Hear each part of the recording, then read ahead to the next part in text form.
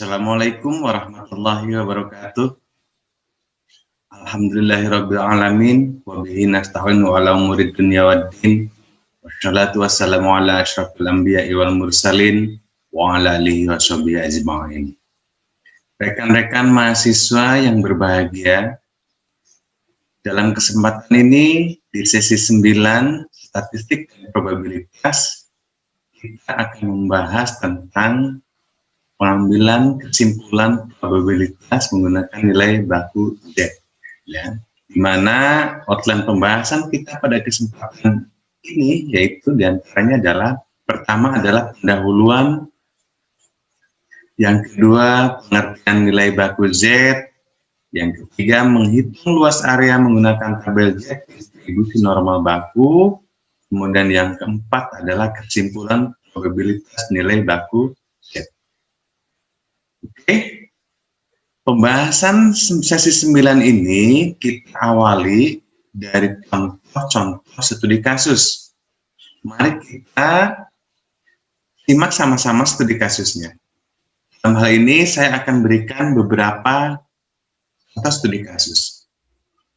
Oke, studi kasus yang pertama adalah nilai baku Z adalah variabel random yang berdistribusi normal baku atau norma standar. Diketahui bahwa hasil analisis atau perhitungan nilai baku Z adalah 1,24. Artinya, luas wilayah pada Z lebih kecil dari 1,24 atau peluang probabilitas Z lebih kecil dari 1,24. Kemudian hitunglah luas wilayah Z atau nilai probabilitas yang dinyatakan oleh nilai baku Z. Oke, ini adalah studi kasus yang pertama. Kemudian studi kasus yang kedua. Nah, ini kalau studi kasus yang pertama nilai Z itu nilai positif, kemudian studi kasus yang kedua nilai Z adalah nilai negatif. Atau nilai negatif sama dengan Z lebih besar dari 1,24 atau peluang probabilitasnya adalah Z lebih besar dari 1,24. Nah, pertanyaannya di sini sama seperti kasus pertama, yaitu hitunglah luas wilayah Z atau nilai probabilitas yang dinyatakan oleh nilai baku Z sama dengan min 1,24. Jadi studi kasus yang pertama bernilai positif, kemudian studi kasus yang kedua bernilai negatif. Dari angka yang sama, positif dan negatif, maka mengandung arti nilai probabilitas yang dinyatakan oleh Z, nilai baku Z itu seperti apa dan bagaimana, ya, pengambilan keputusan nilai probabilitas. Berapa sih probabilitasnya atau persentasenya berapa sih dengan nilai Z 1,24 juga nilai Z ini 1,24. Sebelumnya kita sudah bahas ini tentang rumus distribusi sampling rata-rata, ya, di mana rata-rata rumusnya adalah ini, kemudian standar deviasi nilainya ini, kemudian nilai baku adalah ini. Mengambil kesimpulan probabilitas, maka yang diambil adalah nilai baku, nilai ini. Nah, dengan contoh kasus tadi, ya, yang nilai Z-nya 1,24 dan kasus 2 ini nilai Z minus 1,24, maka probabilitasnya berapa? Oke, rekan-rekan mahasiswa sekalian, sebelum kita membahas studi kasus tadi, ya, pertama-tama kita perlu pahami terlebih dahulu yang dimaksud dengan distribusi normal itu seperti apa, ya. Sebelum kita menjawab studi kasus 1, studi kasus 2, pertama-tama kita pahami terlebih dahulu yang dalam hal ini dalam outline saya sampaikan dalam pendahuluan. Oke. Pertama-tama kita perlu pahami terlebih dahulu tentang distribusi normal. Nah, ini pertama-tama diperkenalkan pada abad ke-19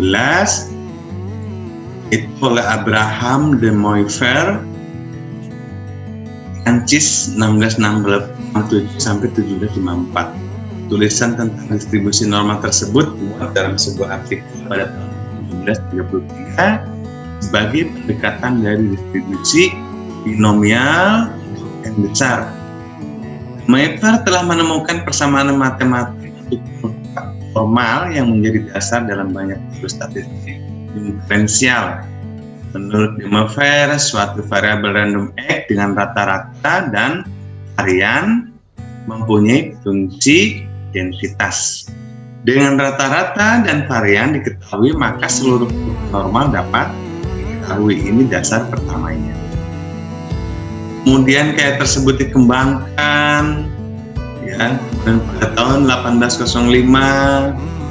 Oke, ini adalah pengenalan tentang distribusi normal ya. Ini selanjutnya bisa dibaca nanti di share materinya. Kemudian yang kedua adalah pengertian nilai baku Z. Distribusi normal baku atau standar nilai baku Z adalah distribusi perubahan dengan rata-rata sama dengan 0 dan varian sama dengan 1. Ubah acak atau variabel random distribusi normal baku dinotasikan dengan Z yang merupakan hasil transformasi dari pengubah acak X. Ini adalah variabel independen yang berdistribusi normal. Ya, ini adalah pengertian nilai baku Z. Nah, kemudian untuk menentukan nilai baku Z, rumusnya ini di session 5 telah kita bahas tuntas. Rumus-rumusnya adalah ini notifikasinya ya. Untuk memahami rumus kita perlu paham notifikasi atau perlu paham notasi-notasi dari rumus tersebut. Ini notasinya. Ini kita sudah bahas tuntas di session 5. Ini hanya memperkenalkan ulang, mengingat ulang. Nah, kemudian menghitung luas area menggunakan tabel Z distribusi normal baku. Distribusi normal baku atau norma standar adalah distribusi normal yang telah ditransformasi sehingga memiliki rata-rata sama dengan 0 dan varian sama dengan 1, sama dengan penjelasan tadi. Variabel random distribusi normal baku Z variabel random distribusi normal baku dilampangkan dengan Z. Kemudian kurva distribusi normal maupun distribusi normal baku bersifat simetris, di mana garis simetrisnya berada pada Z sama dengan 0. Sedangkan luas area keseluruhan di bawah kurva normal adalah 1. Nah, ini kita perlu pahami tentang ini terlebih dahulu. Kemudian luas area di bawah kurva normal sangat sulit dihitung dengan menggunakan rumus peluang distribusi normal. Oleh karena itu, untuk mempermudah penghitungan dibuatlah tabel Z distribusi normal baku. Jadi untuk mengambil keputusan probabilitas itu kita perlu menggunakan tabel Z distribusi normal baku. Distribusi normal baku ini ada 2 tabel Z distribusi normal baku yang disajikan oleh buku-buku statistik. 2 tabel tersebut adalah tabel distribusi normal baku yang menentukan luas area di antara minus hingga lebih kecil dari Z, lebih kecil dari Z1, dan tabel distribusi normal baku yang menentukan luas area dari antara 0 lebih kecil dari Z dan lebih kecil dari Z1. Nah, ini sebagai gambarannya, grafiknya, grafik dari tabel distribusi normal baku yang menentukan luas di antara minus hingga lebih kecil dari Z, lebih kecil dari Z1. Gambarannya adalah seperti ini, contohnya. Kemudian ini adalah tabel distribusi normal baku yang menentukan luas area antara 0 lebih kecil dari Z, lebih kecil dari Z1.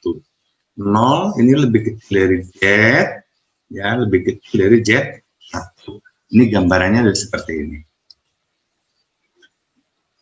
Nah, inilah studi kasus yang pertama tadi. Nilai baku Z adalah variabel random yang berdistribusi normal baku atau norma standar Diketahui bahwa hasil analisis atau perhitungan nilai baku Z adalah 1,24, artinya luas wilayah pada Z lebih kecil dari 1,24 atau peluang P atau probabilitas yaitu Z lebih kecil dari 1,24. Maka hitunglah luas wilayah Z atau nilai probabilitas yang dinyatakan oleh nilai baku Z sama dengan 1,24. Jadi di sini pertanyaannya adalah nilai baku Z sama dengan 1,24 itu mengandung arti probabilitasnya berapa persen? Nah, ini ya dasar pengambil keputusan. Oke, mari kita simak bersama-sama penyelesaian studi kasus pertama, yaitu bagaimana mengambil keputusan berapa probabilitas dari nilai baku Z 1,24. Nah, ini adalah penyelesaian kasus pertama, yaitu nilai Z-nya adalah lebih kecil dari 1,24. Karena Z adalah variabel random yang berdistribusi normal baku atau normal standar dengan luas wilayah Z lebih kecil dari 1,24 atau peluang probabilitasnya adalah Z lebih kecil dari 1,24. Pertama-tama kita perlu pahami bahwa probabilitas atau nilai baku Z lebih kecil dari 1,24 sama juga dengan dengan probabilitas Z sama dengan lebih kecil dari 1,24. Hal ini karena Z adalah variabel random continue di mana probabilitasnya berarti atau nilai baku Z sama dengan 1,24 sama dengan 0, sehingga probabilitasnya adalah Z lebih kecil dari 1,24 sama saja dengan P. Probabilitas adalah Z sama dengan lebih kecil dari 1,24. Kalau kita gambarkan ke dalam grafik adalah seperti ini. Ini adalah gambar grafik di tabel di area Z distribusi normal. Z lebih kecil dari 1,24 pada kurva distribusi normal baku. Oke. Nah, kemudian kita selanjutnya perlu mengetahui tabel Z distribusi normal baku.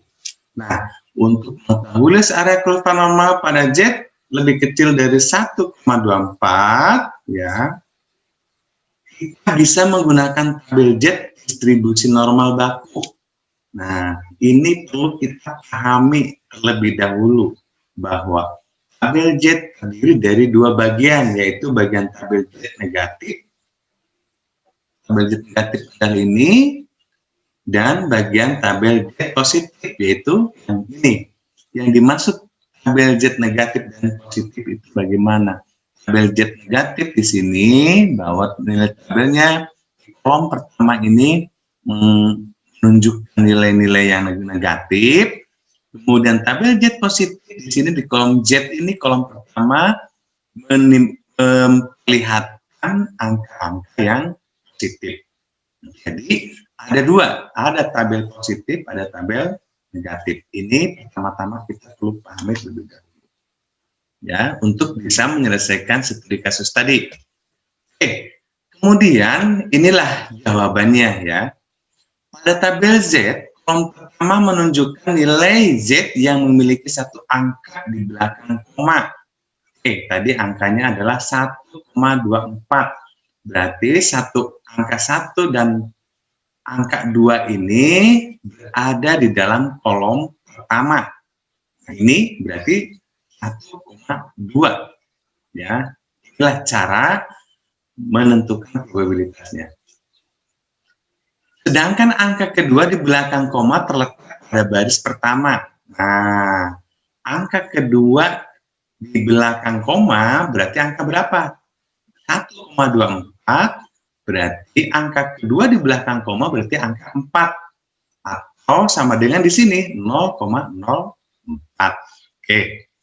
Kemudian untuk menentukan luas wilayah Z lebih kecil dari 1,24, kita harus menentukan terlebih dahulu letak 1,2. Ini letak 1,2 pada kolom pertama, kemudian diarahkan ke kanan, selanjutnya menentukan letak 0,08. Sorry, ini 0,08 maksudnya adalah 0,04. Saya rubah terlebih dahulu. Oke. Selanjutnya menentukan letak 0,04 pada baris pertama, kemudian arahkan ke bawah. Berarti ini 0,04 arahkan ke bawah. Karena nilai Z-nya adalah 1,24. 1,24 yang ada di kolom Z ke arah kolom, ya. Kemudian angka 0,04-nya ada di row pertama, yaitu ini. Oke. Titik pertemuan keduanya merupakan luas wilayah Z lebih kecil dari 1,24 atau probabilitas Z lebih kecil dari 1,24, yaitu 0,8925. Nah, berarti ya berdasarkan tabel distribusi Z, ya, nilai Z 1,24 itu sama dengan 0,8925. Oleh karena itu, dapat disimpulkan bahwa probabilitas dari nilai baku Z 1,24 adalah 89,25%. Nah, inilah dasar mengambil keputusannya. Kita harus menggunakan tabel distribusi Z. Ya. Nah, dalam statistik ini tentunya bukan hanya tabel distribusi Z. Nanti selanjutnya ada tabel distribusi E, ada tabel distribusi F, dan lain sebagainya. Nanti kita bahas ke sesi-sesi selanjutnya. Oke. Itu adalah penyelesaian studi kasus yang pertama. Sekarang bagaimana kebalikan dari angka tadi atau studi kasus yang kedua? Kita selesaikan bagaimana pengambilan keputusan berdasarkan nilai distribusi Z atau nilai baku Z yang Z adalah lebih besar dari 1,24. Ini studi kasus 2. Tadi yang pertama itu nilai Z-nya positif, sedangkan studi kasus yang kedua nilainya negatif. Ini kalimatnya sama, hanya yang membedakannya antara positif dan negatif. Yang negatif mengandung arti Z lebih besar dari angka Z itu sendiri, kemudian yang positif Z lebih kecil dari angka itu sendiri. Oke, di sini berarti atau probabilitasnya adalah Z lebih besar dari 1,24 atau Z sama dengan min 1,24. Bagaimana penyelesaiannya? Oke, ini adalah penyelesaiannya. Penyelesaian kasus 2. Dari contoh pertama diketahui bahwa probabilitas, yaitu probabilitas dari nilai baku Z lebih kecil dari 1,24 adalah 0,8925 karena luas area keseluruhan di bawah kurva normal adalah 1. Ini ya yang perlu dicatat.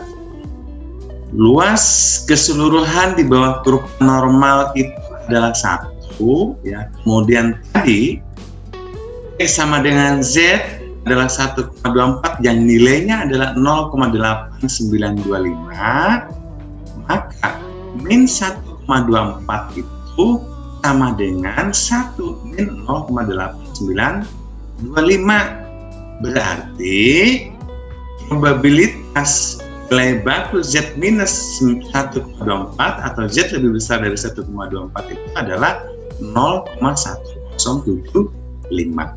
Nah, ini yang harus menjadi catatan penting.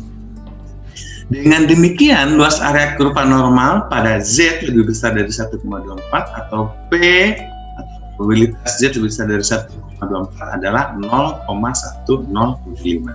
Oke, sekarang bagaimana pengambilan keputusannya? Nah, inilah pengambilan keputusannya. Penyelesaiannya tetap kita menggunakan tabel Z. Dengan menggunakan tabel Z distribusi normal baku, maka dapat diketahui probabilitas Z lebih kecil atau lebih kecil minus 1,24. Kemudian dalam tabel titik pertemuan dari probabilitas Z lebih kecil dari minus 1,24 adalah 0,1075. Dari mana dasarnya 0,1075? Oke, Ini berarti menggunakan tabel negatif. Pertama-tama angka pertamanya adalah 1,2 yang terdiri dari kolom ini. Kita cari angka 1,2. Angka 1,2 ada di sini. Kita tarik ke kanan, kemudian sampai ke angka keduanya yaitu 0,04. 0,04 ini titik pertemuannya adalah 0,1075. Maka berdasarkan tabel distribusi Z, maka nilai baku Z dapat disimpulkan bahwa probabilitasnya adalah 10,75%. Nah, demikian cara pengambilan keputusan. Kemudian saya tambahkan lagi contoh studi kasus. Studi kasus ini sudah kita bahas di dalam season 5 ya. Di sesi 5 kita bahas ini. Studi kasus 3, tambahan studi kasus, dicontohkan bahwa ABC Company memproduksi remote control dengan menggunakan 2 baterai. Rata-rata umur baterai yang digunakan di produk ini adalah 35 jam. Distribusi umur baterai mendekati distribusi probabilitas normal dengan standar deviasi 5,5 jam. Sebagai bagian dari program pengujian, diambil sampel sebanyak 25 baterai. Kemudian hitunglah probabilitas umur baterai lebih dari 36 jam. Oke. Ini penyelesaiannya adalah seperti ini ya. Bahwa rata-ratanya adalah 35, sudah jelas dinyatakan di sini rata-ratanya 35 digunakan apa? Rata-rata umur baterai yang digunakan di produk ini adalah 35, maka rata-rata sudah diketahui adalah 35. Kemudian standar deviasinya di sini juga sudah diketahui ya, berdasarkan kalimat ini. Standar deviasinya ini adalah 5,5. Kemudian jumlah sampelnya atau N-nya adalah ini 25 dari pernyataan ini. Ya. Pertanyaannya adalah ini. Pertanyaannya telah diketahui apabila probabilitas baterai lebih, hitunglah berapa probabilitas umur baterai lebih dari 36 jam. Ini adalah pertanyaannya. Maka pertama-tama kita akan menghitung standar deviasi. Ini cara menghitungnya, ya. Ini rumusnya, ini cara hitungnya. Ini 55-nya kita ambil dari standar deviasi, kemudian 25-nya, angka 25-nya, angka 25 ini kita ambil dari N, dari jumlah sampel. Maka standar deviasinya adalah 1,1. Nah, setelah kita ketahui standar deviasinya adalah 1,1, karena untuk menentukan nilai Z ini ya kita perlu tahu terlebih dahulu standar deviasinya berapa gitu ya. Karena probabilitas yang diketahui adalah 36, yang akan dicari adalah probabilitas yang melebihi dari 36 jam, sedangkan rata-rata umur baterai yang digunakan adalah 35 jam. Nilai Z-nya adalah probabilitas yang ingin kita ketahui dikurangin rata-rata umur baterai dibagi standar deviasi ya. Maka hasilnya nilai baku Z-nya nilai adalah 0,91. Oke. Sekarang angka Z atau nilai baku Z 0,91 itu mengandung arti berapa probabilitasnya. Inilah yang penting harus disimpulkan, karena setelah kita mengetahui nilai baku Z, kita harus ambil kesimpulan. Dengan nilai baku Z 0,91 itu mengandung arti probabilitas umur baterai lebih dari 36 jam itu berapa persen. Nah, maka penyelesaiannya setelah kita ketahui nilai baku Z, kita gunakan tabel Z. Nah, seperti inilah tabel Z-nya.